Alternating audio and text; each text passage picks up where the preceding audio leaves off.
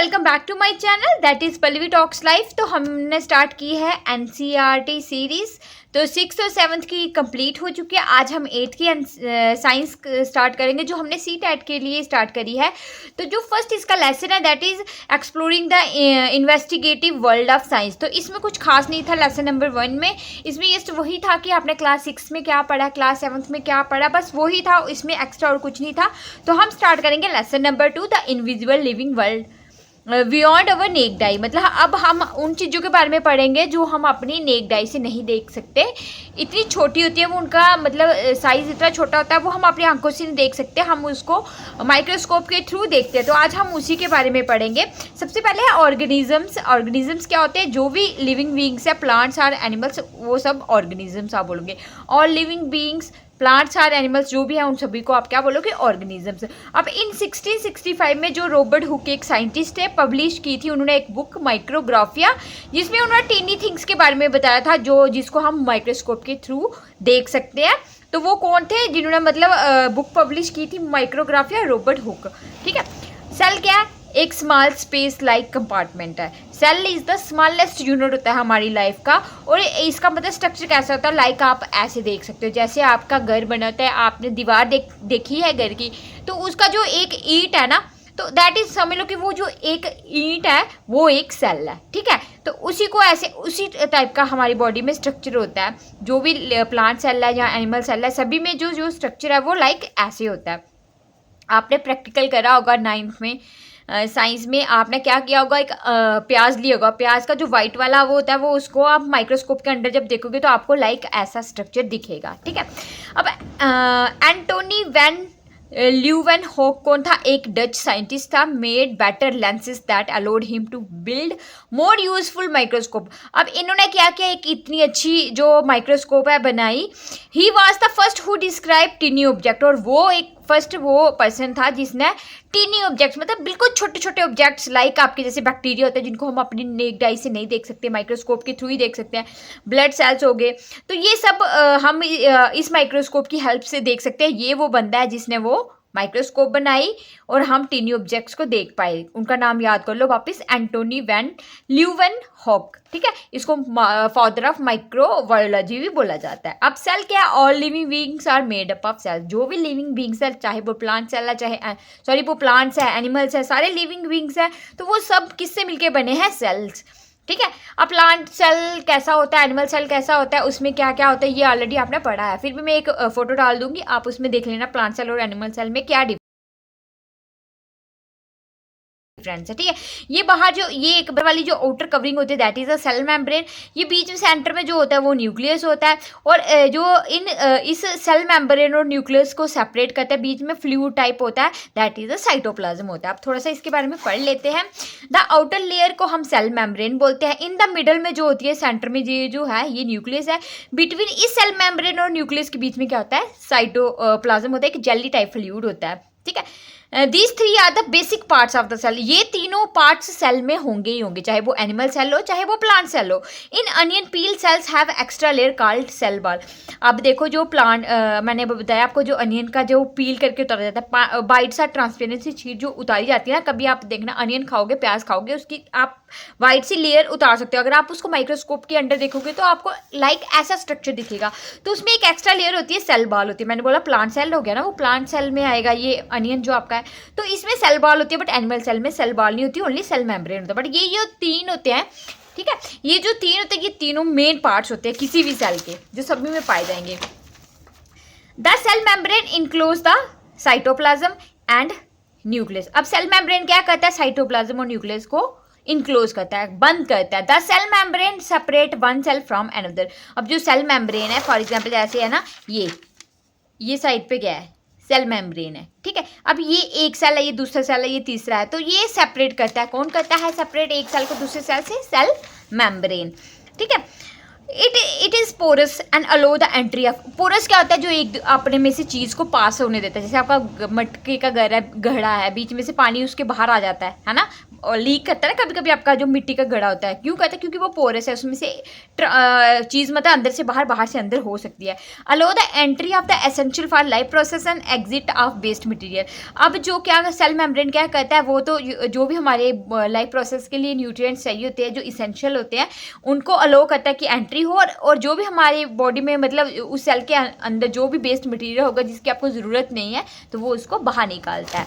तो cytoplasm contain other components of the cell. Cytoplasm में other components होते हैं सेल के, जैसे कार्बोहाइड्रेट्स हो गए, प्रोटीन्स हो गए, फैट्स हो गए, ठीक है। तो most of the life process takes place within cytoplasm. I think आपको ये वाला दिखा नहीं है, ऊपर वाला ये देख लो एक बार, मैंने जब पढ़ाया शायद ध्यान नहीं दिया कि आपको दिखा कि नहीं दिखा, ठीक है। नेक्स्ट, तो nucleus, most of the life process takes place within cytoplasm. जो भी लाइफ के प्रोसेस होते हैं वो सारे साइटोप्लाज्म के अंदर होते हैं। Nucleus regulate all activities within the cell like growth. But जो न्यूक्लियस का क्या फंक्शन है, वो ऑल एक्टिविटीज़ को रेगुलेट करता है कि उसको होना है नहीं होना, वो कौन करेगा? रेगुलेट करना मतलब उसको चलाना।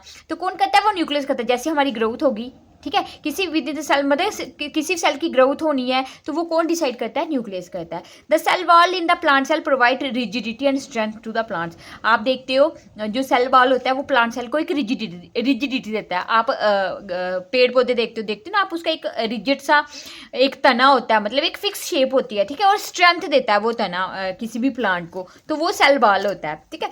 Sales in all parts of a plant cell have tiny और रॉड शेप्ड स्ट्रक्चर होता है। जो भी प्लांट्स में जो भी सेल्स है, ये सारे आप आगे पढ़ोगे कि प्लांट्स में जो सेल्स है उनके जो पार्ट्स है क्या क्या है। Cells in all parts of a plant have tiny rod shape structure, the tiny rod type structure होता है, कॉल्ड प्लास्टिड्स। सब plastids like chloroplast contain chlorophyll. जो प्लास्टिड्स होते हैं उसमें क्लोरोप्लास्ट होता है जिसमें क्लोरोफिल होता है। तो क्लोरोफिल का आपको पता है क्या फंक्शन है, क्या करता है? वो खाना बनाता है ना, फोटोसिंथेसिस के प्रोसेस में काम आता है वो, है ना, ग्रीन पिगमेंट जो होता है। बट नॉन ग्रीन पार्ट भी होता है, दे हेल्प इन द स्टोरेज। और नॉन ग्रीन पार्ट का क्या फंक्शन होता है? वो स्टोरेज में हेल्प करता है। नेक्स्ट है in non green parts they help in the storage, ठीक है। Plant cells have also large empty space होता है जिसको वैक्यूल्स बोला जाता है। This helps to store important substance, get rid of waste and maintain the shape of the cell. और plant cell में क्या होता है? एक्स्ट्रा एम्प्टी स्पेस होता है, ये आप डायग्राम में देख लो, जिसको वैक्यूल्स बोला जाता है, खाली सा स्पेस होता है ज़्यादा। This help to store the important substance. वो क्या हेल्प करता है कि किसी भी इंपॉर्टेंट सब्सटेंस को स्टोर करने के काम आता है, और जो भी वेस्ट है उसको बाहर निकालने के काम आता है, और एक सेल की शेप को मेंटेन करने में भी हेल्पफुल है वो। तो इन एनिमल सेल में क्या होता है? वैक्यूल्स जो होते हैं वो प्रेजेंट नहीं होते। सिर्फ एनिमल प्लांट सेल में वैक्यूल्स होते हैं, बट एनिमल सेल में वैक्यूल्स नहीं होते हैं।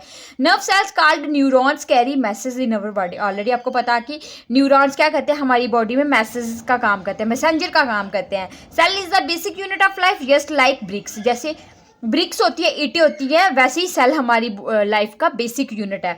अब सेल मिलके क्या बनाते हैं? बेसिक यूनिट ये हो गया, जैसे ईंटों से घर बनता है, वैसे ही सेल के बाद टिश्यू बनता है, टिश्यू के बाद ऑर्गन बनता है, ऑर्गन के बाद ऑर्गन सिस्टम बनता है, और ये ऑर्गन सिस्टम सारा मिलके क्या बनाते हैं? Organisms.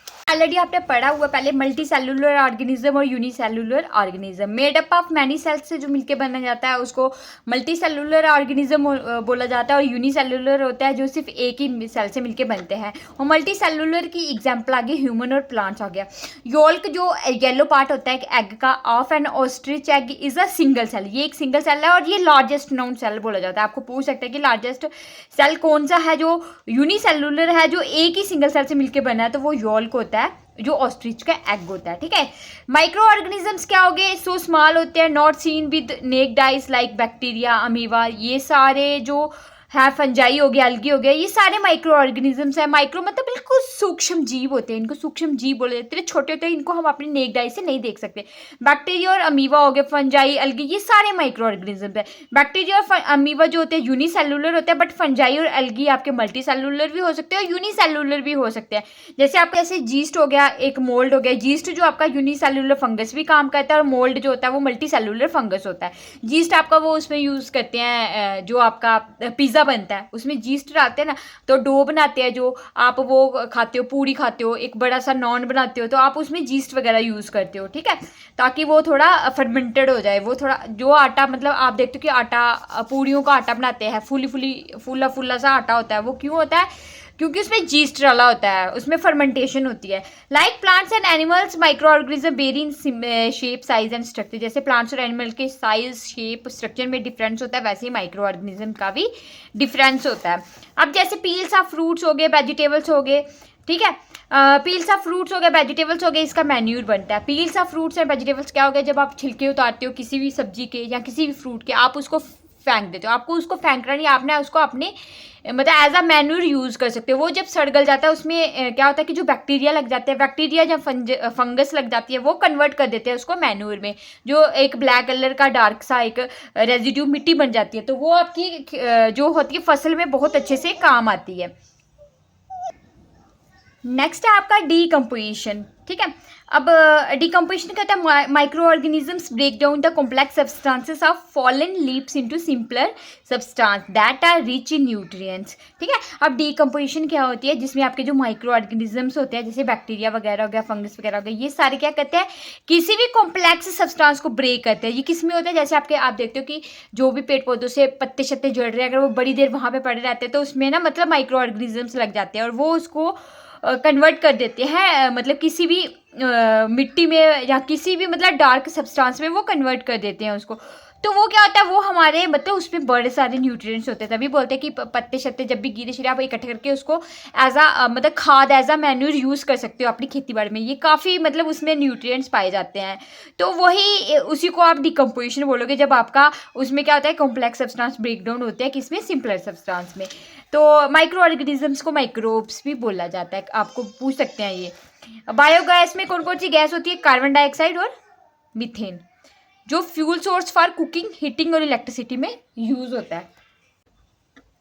Yeast is the type of micro organisms, it belongs to a group of micro organism called fungi, yeast grow in warm condition. अब जीस्ट डालते हैं आप आटे में। अब आटे को फर्मेंटेड करने के लिए, जैसे आप पिज़्ज़ा में यूज़ करते हो आटा, आप उसको फर्मेंटेड करते हो तो उसमें जीस्ट डाला जाता है। ये एक टाइप का माइक्रो ऑर्गेनिज्म होता है, तो ये मतलब फंजाई में ही आता है। तो जीस्ट कहाँ होता है, वार्म कंडीशन में। फिर आप उसको मतलब पुणे से या किसी कपड़े से लपेट के रख देते हो, या गर्म जगह हो वहाँ रख देते हो ताकि वो अच्छे से वर्क करे। जीस्ट जो होता है वो वार्म कंडीशन में ग्रो करता है। नेक्स्ट आपका फर्मेंटेशन। फर्मेंटेशन में क्या था, वही बैक्टीरिया लगते हैं। बैक्टीरिया कौन सा, lactobacillus, helps in batter like idli dosa bhatura. Bhatura बनाते हैं, जहाँ इडली बनाते हैं, डोसा, उसके लिए जो बैटर रेडी किया जाता है उसमें जो बैक्टीरिया होता है ना, जो मतलब फर्मेंटेशन के थ्रू वर्क करता है, दैट इज लैक्टोबैसिलस बैक्टीरिया होता है। आपको पूछ सकते हैं कि जो इडली का बैटर बनता है या डोसे का या भटूरे का, तो उसमें कौन सा बैक्टीरिया होता है, दैट इज लैक्टोबैसिलस। आपका जो कर्ड बनता है ना मिल्क से, उसमें भी लैक्टोबैसिलस बैक्टीरिया होता है। नेक्स्ट है आपका राइजोबियम, जो रूट्स में होता है, बीन्स, पीस, लेंटिल्स। तो राइजोबियम क्या करता है, आप नाइट्रोजन जो होती है उसको ट्रैप करता है और make it useful for plants. इसलिए बोलते हैं कि फसलों में कभी कभी अगर आप एक कनक वगैरह या मक्के लगाते हैं उसके बाद बीच में रेस्ट दो और ये वाली फसल लगाओ, उससे क्या होता है कि आपके जो सॉइल की जो मतलब सॉइल में जो फर्टिलिटी है ना वो इंक्रीज होगी। तो आप ये फसल लगाते हो, उससे क्या होता है कि आपके जो मिट्टी है वो ज़्यादा उपजाऊ हो जाएगी, तो आप ये लगा सकते हो, ठीक है। Then spirulina, a micro algae is called the super food beet, जिसमें बीट मतलब होता है प्रोटीन। अब ये स्पिरुलिना क्या होता है, आप देखते हो आजकल टीवी में बड़ा ट्रेंडिंग में चल रहा है, लोग खाना खा रहे हैं जिसको सी फूड बोला जाता है। ऐसा लगता है जैसे कच्चे ग्रेप्स नहीं होते वैसे वाला, और सी फूड होता है, लोग खा रहे होते हैं आराम से, वही है स्पिरुलिना। और इसको सुपर फूड बोला जाता है क्योंकि इसमें बीट मतलब काफ़ी मात्रा में पाई जाती है, प्रोटीन काफ़ी मात्रा में पाई जाती है। तो देन माइक्रो ऑर्गेनिजम्स में क्या होता है, सेल मेम्ब्रेन होता है, ठीक है। फिर उसके बाद है cell of fungi have cell wall but do not have chloroplast. अब सेल जो फंजाई के सेल्स हैं, फंजाई में क्या होता है, सेल वॉल होता है बट क्लोरोप्लास्ट नहीं होता। So they can not make their own food, तभी जो फंजाई है वो अपना खाना खुद नहीं बना सकती। Bacteria do not have a well defined nucleus, bacteria में वेल डिफाइंड न्यूक्लियस नहीं होता, एंड अ न्यूक्लियर मेम्ब्रेन भी नहीं होता। Instead they have a nuclide, but उसमें क्या होता है, न्यूक्लियाइड होता है। फिर आगे कुछ पार्ट्स ऑफ सेल है, ये आपकी बुक में नहीं है बट ये एक्स्ट्रा है तो आप कर लो। पार्ट्स ऑफ द सेल मैंने आपको इमेज भेजी, उसमें भी होगा। एंडोप्लाज्मिक रेटिकुलम है, ये दो टाइप का होता है, एक रफ एंडोप्लाज्मिक रेटिकुलम होता है, एक स्मूथ एंडोप्लाज्मिक रेटिकुलम होता है। RER से इसको डिनोट करते हैं, SCR से। ये सारे सेल के पार्ट्स हैं, कुछ डिफरेंट है, जो मतलब क्या क्या फंक्शन है वो ये पूछ सकते हैं आपको। तो एंडोप्लाज्मिक रेटिकुलम होता है सेल में, तो RER होता है या फिर SCR होता है। अब इनके क्या फंक्शन है, RER में क्या होता है, राइबोसोम अटैच होता है, SCR में मतलब स्मूथ एंडोप्लाज्मिक रेटिकुलम में राइबोसोम अटैच नहीं होता। प्रोटीन सिंथेसिस होती है, प्रोटीन सिंथेसाइज करता है इसमें स्टेरॉइड एंड लिपिड सिंथेसिस होता है। माइटोकॉन्ड्रिया क्या होता है, power house of the cell बोला जाता है, और एनर्जी होती है इसमें ATP की फॉर्म में। Contain their own genetic material, इसमें अपना खुद का जेनेटिक मटेरियल होता है। अब लाइजोसोम्स क्या होते हैं, सुसाइडल बैग भी इसको बोला जाता है, डाइजेस्ट अनवांटेड एंड बर्स्ट। ये क्या कहता है, जो भी वेस्ट होता है, मतलब जो भी मतलब हार्मफुल चीज़ें होती हैं उसको डाइजेस्ट कर देता है, जो भी हमें नहीं चाहिए होता, और उसको वर्स्ट कर देता है, मतलब जला देता है। नेक्स्ट है प्लास्टिड्स। प्लास्टिड्स क्या होता है, प्लांट सेल में होता है, सिर्फ contain their own genetic material, इसमें अपना जेनेटिक मटेरियल होता है। क्रोमोप्लास्ट होता है, ये 3 टाइप का होता है, क्रोमोप्लास्ट, ल्यूकोप्लास्ट, क्लोरोप्लास्ट। क्रोमोप्लास्ट क्या होता है, जिसमें कलरफुल जो होते हैं प्लास्टिड्स होते हैं, और ल्यूकोप्लास्ट क्या होता है, जिसमें व्हाइट या फिर कलरलेस प्लास्टिड्स होंगे। क्लोरोप्लास्ट क्या होता है, जिसमें ग्रीन पिगमेंट होता है, क्लोरोफिल, जो आपका फोटोसिंथेसिस में काम आता है। अब गोल्गी कम्प्लेक्स क्या होता है, ये पैकेज सिक्रेशन में काम आता है और स्टोर करता है सिक्रेशन को। क्रोमोसोम्स क्या होता है, ये कैरी करते हैं जीन्स को या फिर ट्रांसफर करते हैं, वो आपके क्रोमोसोम्स होते हैं। 2 टाइप के सेल होते हैं, प्रोकैरियोटिक सेल और यूकैरियोटिक सेल। इसमें न्यूक्लियर मेम्ब्रेन एब्सेंट होता है, इसमें वेल डिफाइंड और ऑर्गेनाइज्ड न्यूक्लियस विद मेम्ब्रेन। ठीक है, ये हो गया आपका, this is all about your lesson number 2 of class 8th। तो कल करेंगे हम लेसन नंबर 3, तो मिलते हैं कल। तो till then bye bye, take care.